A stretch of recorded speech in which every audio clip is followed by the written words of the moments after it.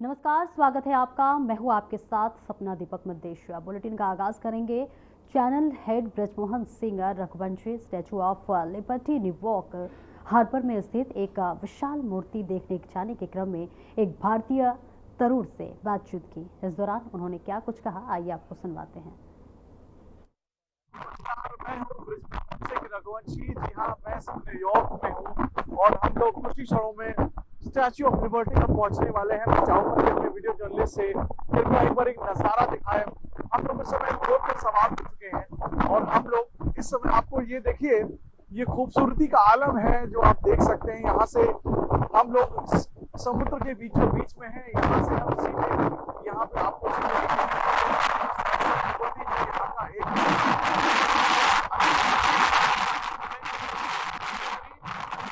इमारत है, सबसे प्रतिष्ठित यहाँ पे खास तौर से यहाँ पे लगातार देखिए ये बिल्डिंग को आप देखिए कितनी जबरदस्त बिल्डिंग हवा चल रही है।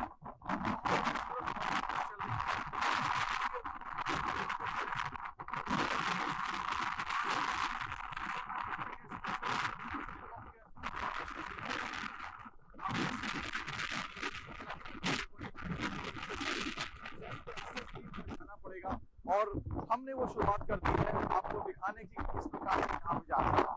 आगे भी हम आपको इस प्रकार से अपने इस कार्यक्रम के माध्यम से आपको दिखाएंगे, स्टैच्यू ऑफ लिबर्टी के दर्शन भी करेंगे। तो हमारे साथ इस समय हमारे साथ एक भारतीय व्यक्ति भी यहाँ मिल चुके हैं। हम लोग स्टैच्यू ऑफ लिबर्टी देखने जा रहे हैं, जैसा मैंने आपको बताया था। इस बीच में हमारे साथ एक और भारतीय नागरिक हमें मिले, उनसे बातचीत करते हैं। सर, क्या नाम है आपका सर, और आप न्यूयॉर्क में कैसे हैं? मेरा नाम है तरुण एंड मैं टोरंटो में रहता हूँ, but I am from Hyderabad. तो यहाँ पे जस्ट फ्रेंड को विजिट करने आते हैं, जस्ट अ स्मॉल वेकेशन। तो आप जैसे हम लोग देख रहे हैं कि आप भी यहाँ पे एकदम जबरदस्त, यहाँ पे ठंड का मौसम है और जबरदस्त हवाएं चल रही हैं और स्टैच्यू ऑफ लिबर्टी देखने चले, क्या खासियत है? हालांकि हम अभी खुद देखेंगे, लेकिन तब भी आप किस मकसद से स्टैच्यू ऑफ लिबर्टी देखने चल रहे हैं? सो जब हम न्यूयॉर्क आ रहे थे, देवर लाइक फ्यू प्लेसेस जब हम वहाँ जाना चाहते, like time square, world one centre और एक स्टैच्यू ऑफ लिबर्टी प्रोमिनेंट जगह है। एंड या विंडी तो हम बहुत like I am used to it, क्योंकि इन टोरंटो में भी बहुत सारा विंडी होता है, what snowy as well. But yeah, Statue of Liberty, we were just being for the first time, and I'm really excited to see it. It's a great statue, as we can see there. अच्छा, एक चीज तरुण जी, आपको जानकारी होगी, आदरणीय प्रधानमंत्री श्री नरेंद्र मोदी जी 2 दिवसीय दौरे पर थे और डोनाल्ड ट्रंप जी के साथ उनकी मुलाकात की। आप भी कनाडा बगल में ही अमेरिका में, वहां कुछ टैरिफ की बहुत सारी बातचीत हुई थी।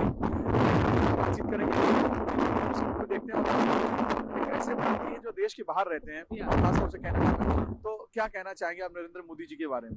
Narendra Modi ji is a great leader for sure, there is no doubt about it. क्योंकि जब ट्रूडो जाके प्रेसिडेंट ट्रंप के साथ मिले before the oath ceremony, Canada was made a laugh at, बहुत सारे लोग हंसे थे कनाडा के ऊपर। जब मोदी यहाँ भारतीय प्रेजेंस दिखा रहा है, he is building such a good relationship with everyone around the world. Trump को छोड़िए, पुतिन के साथ everywhere is going, is living that print in India कि भारत एक ऐसी जगह है जब सबसे दोस्ती। On the flip side, Canada को आप देखेंगे, not a lot of thing which is coming in the body side as well. Canada बगल में, we share the border, but it's not India के साथ मिल रहा है, Canada के साथ। That's why we are getting the tariffs as well. But Modi coming here, India के बारे में बात करना, हिंदुस्तान में बात करना, it's a great step towards progress of India and as well as, of course, Africa as well. It is a growing nation, there's no doubt about it. तो आप चाहते हैं मोदी जी कनाडा भी आए? Of course, उनके लिए हर जगह जाके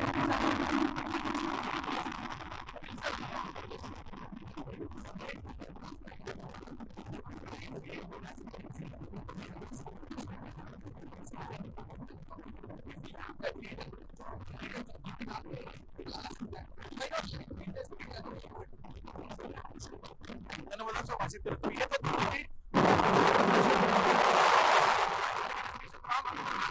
भारतीय नागरिक जो इस तरह की बातें कर रहे हैं,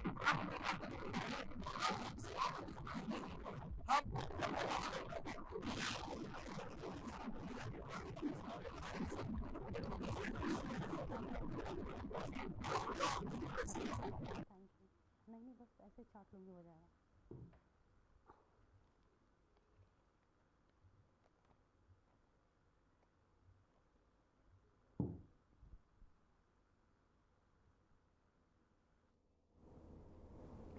और विधानसभा बजट सत्र वित्तीय वर्ष 2025-26 के चौथे दिन उत्तर प्रदेश के सीएम योगी आदित्यनाथ ने कहा कि पिछले 8 वर्ष से हमारी सरकार ने 6 करोड़ से अधिक लोगों की गरीबी रेखा से ऊपर उठाने में सफलता प्राप्त की है और ये चीजें दिखाती हैं कि प्रत्येक क्षेत्र में बदलाव हुआ है। अकेले महाकुंभ का आयोजन उत्तर प्रदेश की अर्थव्यवस्था में 3 लाख करोड़ रुपए से भी अधिक वृद्धि करने वाला है। भारत 3 नहीं बल्कि 5 ट्रिलियन डॉलर की इकोनॉमी बनने के दिशा में अग्रसर हुआ है। आपकी पीड़ा को मैं समझ सकता हूं, क्योंकि जो आपके नेता बोलते हैं कि भारत कभी विकसित देश नहीं बन सकता, तो आप तो उनका अनुसरण करेंगे ही करेंगे कि उत्तर प्रदेश कभी 1 ट्रिलियन डॉलर की इकोनॉमी नहीं बन सकता। ये वक्तव्य आपका अपनी पार्टी के अनुसार, समाजवादी पार्टी की मंशा के अनुरूप उपयुक्त ही है। लेकिन भारत आज दुनिया की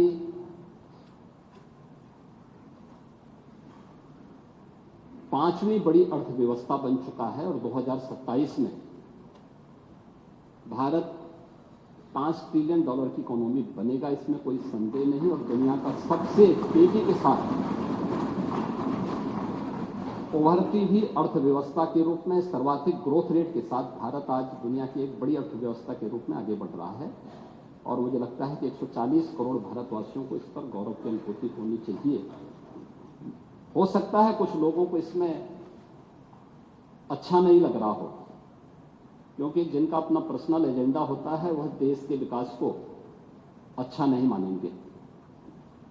लेकिन आदरणीय प्रधानमंत्री जी की प्रेरणा से, उनके विजन के अनुरूप उत्तर प्रदेश ने भी 1 ट्रिलियन डॉलर की इकोनॉमी बनने की दिशा में एक बड़े कार्यक्रम को आगे बढ़ाया है। हमने 2022 से इसके लिए व्यवस्थित कार्य योजना को आगे बढ़ाया है और उसके अनुरूप सरकार ने अपने कार्यक्रम को तेजी के साथ 10 सेक्टर में हमने इन कार्यक्रमों को आगे बढ़ाया है। और मुझे लगता है कि आपके जो उत्तर आपको यहां से भेजा गया होगा उसमें विस्तृत रूप से दिया गया है कि 10 सेक्टर जो बनाए गए हैं, हर सेक्टर में कोई ना कोई अपर मुख्य सचिव या प्रमुख सचिव स्तर का अधिकारी उसकी नियमित मॉनिटरिंग करता है।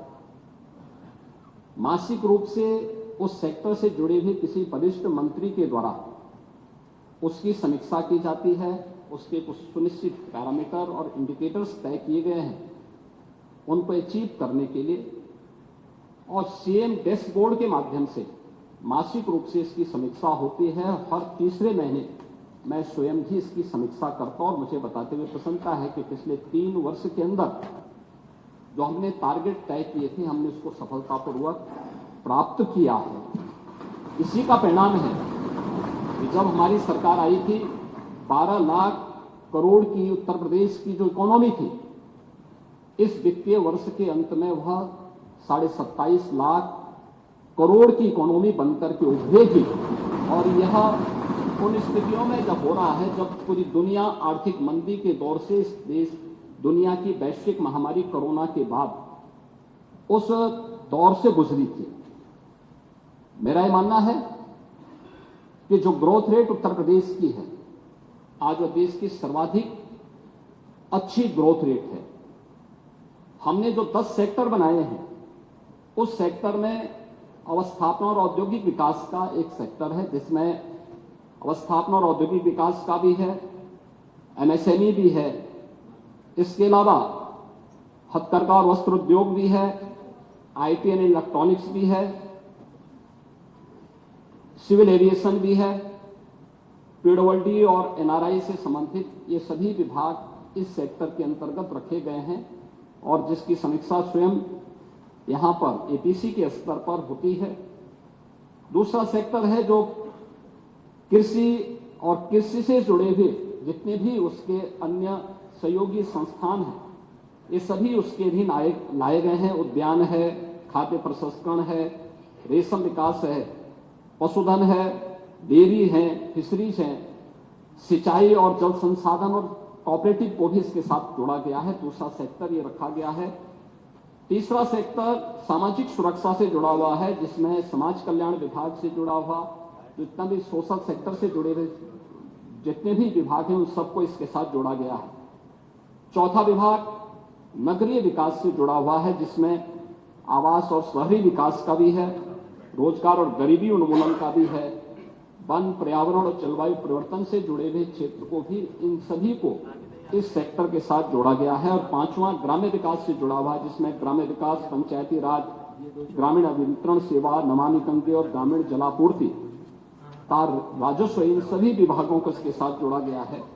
पांचवां विभाग है राजस्व संग्रह से संबंधित, जिसमें राजस्व कर और निबंधन से संबंधित, स्टैंप एंड रजिस्ट्रेशन का है, एक्साइज का है, परिवहन का है, और भी अन्य जितने भी कर और करेक्टर राजस्व से जुड़े हुए जितने भी विभाग आते हैं सबको इसके साथ जोड़ा गया है। पांचवां शिक्षा का है, जिसमें हर प्रकार की बेसिक, माध्यमिक, उच्च, टेक्निकल और वोकेशनल एजुकेशन को इसके साथ जोड़ा गया है। स्पोर्ट्स को भी इसके साथ जोड़ा गया है। आठवां जो सेक्टर है वह विविध क्षेत्र में है, गृह विभाग, गृह है, कारागार है, इसमें अन्य जितने भी विभाग आते हैं इन सबको इसके साथ जोड़ा गया है। नौवां विभाग है चिकित्सा स्वास्थ्य का, जिसमें चिकित्सा स्वास्थ्य का है, परिवार कल्याण का है, मेडिकल एजुकेशन है, आयुष का है, महिला और बाल विकास का है। और 10वां सेक्टर है जो सर्विस सेक्टर है, टूरिज्म का है। इन सभी को इसके साथ जोड़ करके व्यवस्थित कार्य योजना को आगे बढ़ाने का कार्य किया गया है। हम सबको इस पर गौरव की अनुभूति करनी चाहिए कि प्रधानमंत्री मोदी जी के नेतृत्व में 10 वर्ष में इस देश ने 25 करोड़ लोगों को गरीबी रेखा से उभारने में सफलता प्राप्त की। और पिछले 8 वर्ष में हमारी सरकार ने 6 करोड़ से अधिक लोगों को गरीबी रेखा से ऊपर उठाने में सफलता प्राप्त की है। ये चीजें दिखाती हैं कि हर एक सेक्टर में बदलाव हुआ है और उन्हीं को ध्यान में रख करके उत्तर प्रदेश की इस पोटेंशियल को आज जिसको देश और दुनिया देख रही है, महाकुंभ के इस आयोजन के साथ हम जोड़ के देख सकते हैं। अकेले महाकुंभ का एक आयोजन उत्तर प्रदेश की इकोनॉमी में 3 लाख करोड़ रुपए से अधिक की ग्रोथ करने वाला है। महिलाओं के स्वावलंबन की दिशा में जो कार्य हुए हैं, अकेले उत्तर प्रदेश पुलिस भर्ती में 20% भर्ती अनिवार्य रूप से महिलाओं की हुई। हर एक सेक्टर में उन्हें रोजगार के अवसर प्राप्त हुए हैं। तो ये कहना कि उत्तर प्रदेश कभी इसको अचीव नहीं कर पाएगा, आपकी दुर्भावना हो सकती है, लेकिन सरकार की सद्भावना है कि उत्तर प्रदेश 5 वर्ष में इसको, इस टारगेट को अचीव करेगा।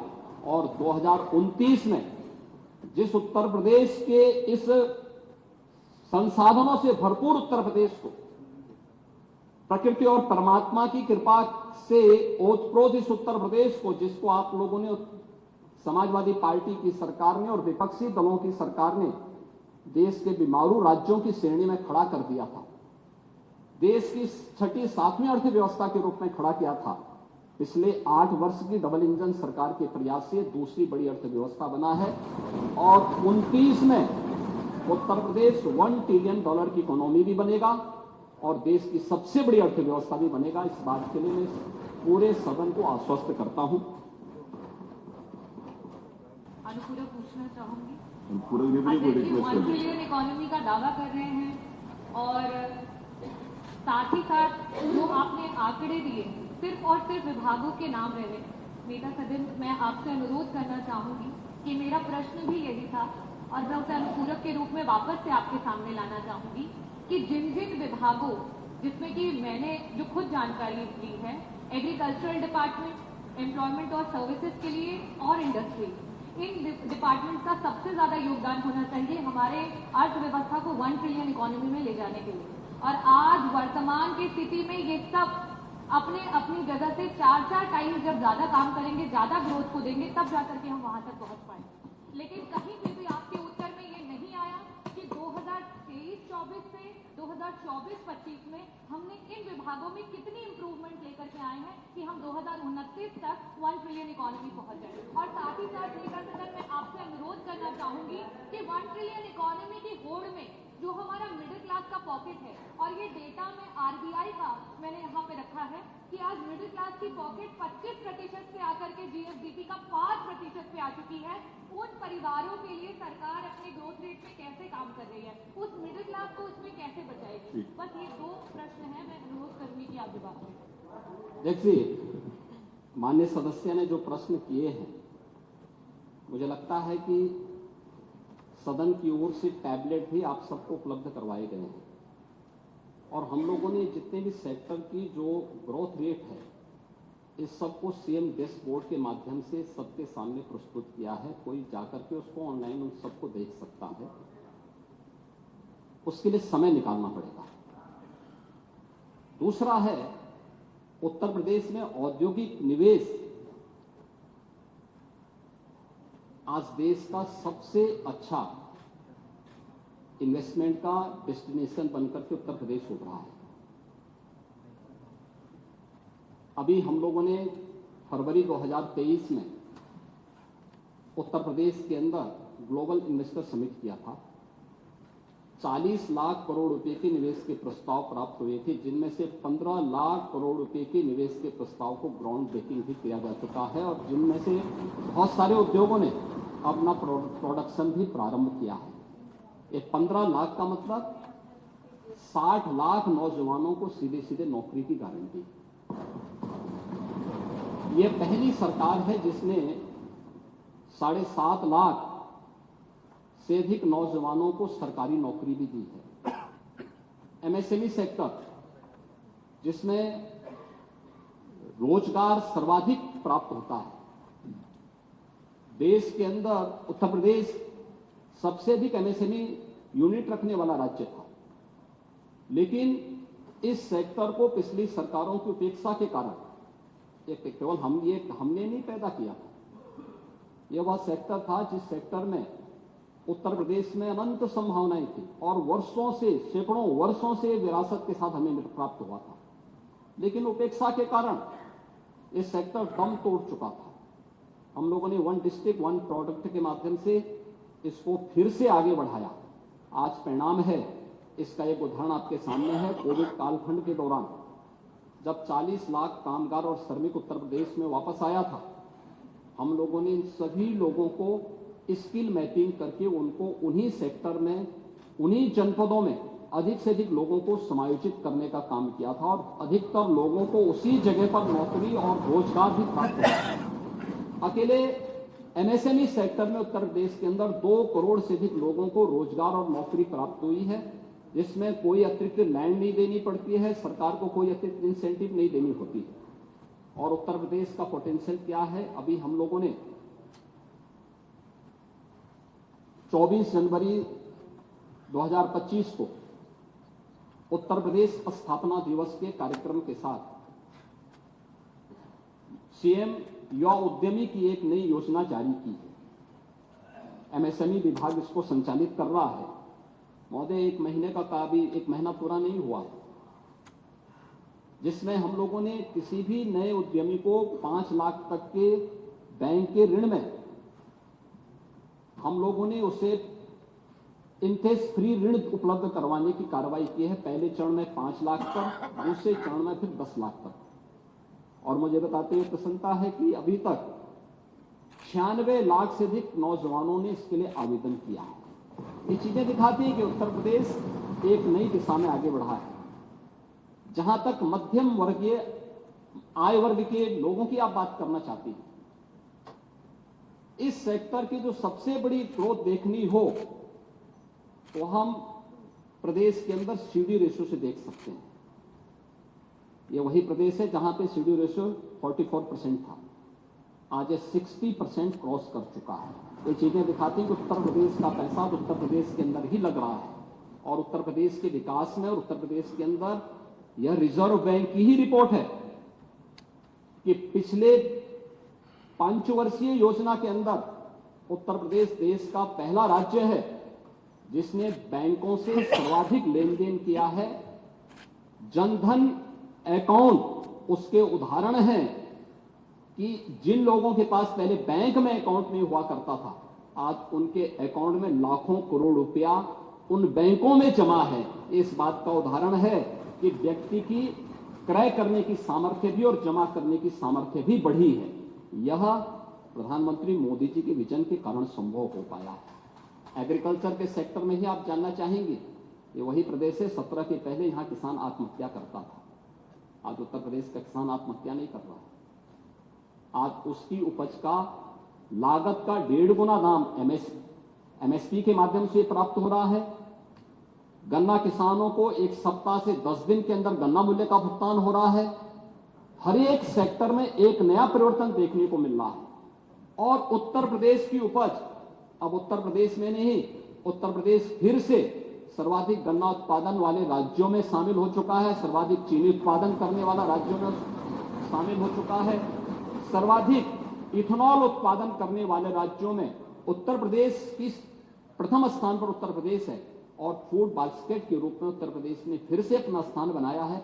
एग्रीकल्चर ग्रोथ को भी आगे प्रदर्शित करता है।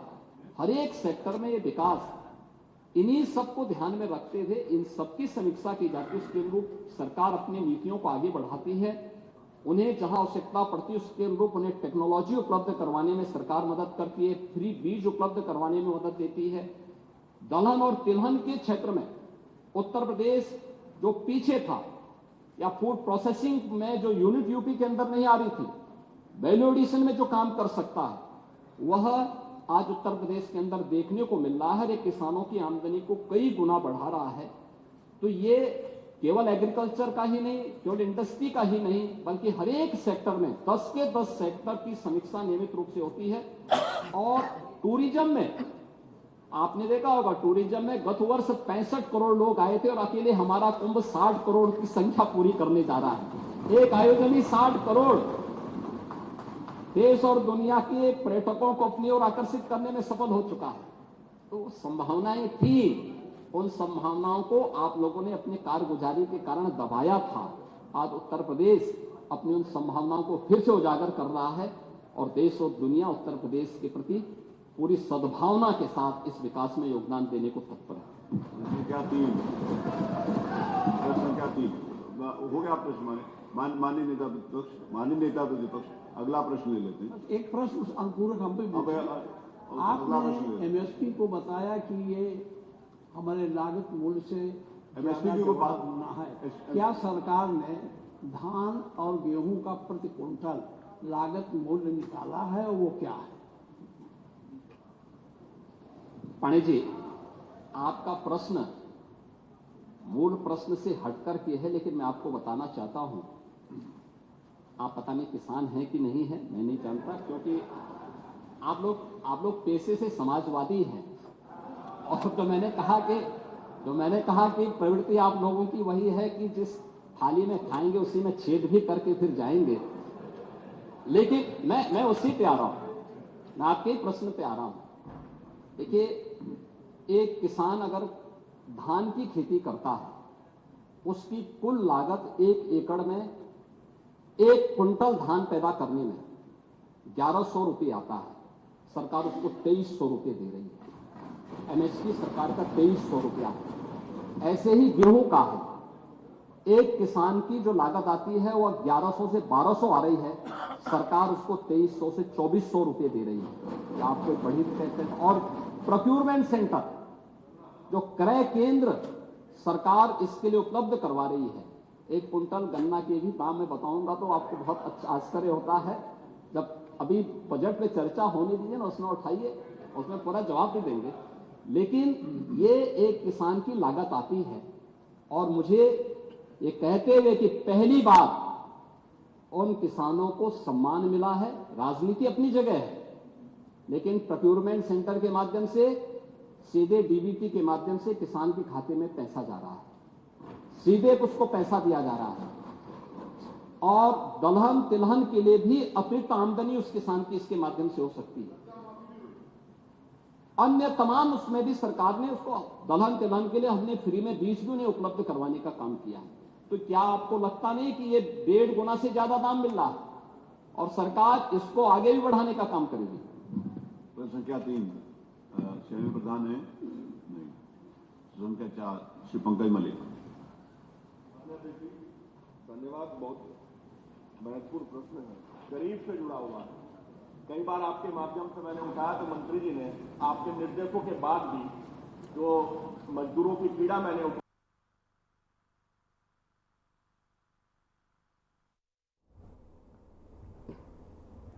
फिलहाल इस बुलेटिन में इतना ही। नमस्कार।